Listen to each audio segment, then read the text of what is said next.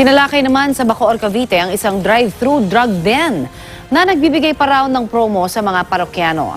3 magkakaanak at 2 iba pa ang arestado. Balitang hatid ni Darlene Kai.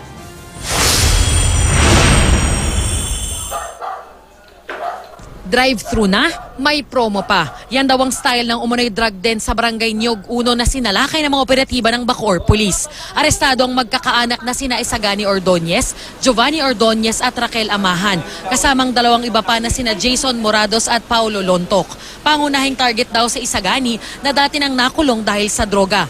May mga na-apprehend doon sa barangay na yon. Siya ang tinuturo na isa sa malakas mag-dispose. Yung dating nakakulong na kung saan bumabalik at ang masaklap, tinuruan pa niya yung sarili niyang anak tsaka yung manugang. Bukod sa pagbebenta, naaktuhan pa umano ang ilan sa kanila na bumabatak. Ang siste, sa mismong bahay daw nina Ordonez ginagawang bentahan. Ang mga customer na umiskor, pwede daw doon na rin bumatak sa isang kwarto. May tila promo pa dahil libre na ang mga drug paraphernalia. Pero kung hindi naman yun ang trip ng user, Dadaan ka lang doon sa isang bahay, sa isang porsyon sa bahay niya na may bintana, iabot lang din yung shabu. As diretso ka na alis. Kaya ang ano nga nila is drive-thru.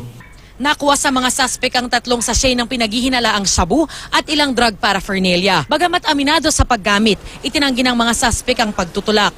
Pinasok po yung bahay namin. Tapos, ayun. Dinala kami. Dati po gumamit ako. Tapos, tumigil. Tapos, ulit-ulit. Napadamay lang po ako. Natutulog na po kami. Biglang may dumating nga po mga pulis. Ayun. Opo, nagamit. Pero hindi ako nagbenta.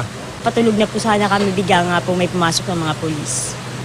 Ayun po, dinampot po yung binan ko, pati kami nadamay po. Mahaharap ang mga suspect sa reklamong paglabag sa Comprehensive Dangerous Drugs Act of 2002. Darlene Kai, GMA News.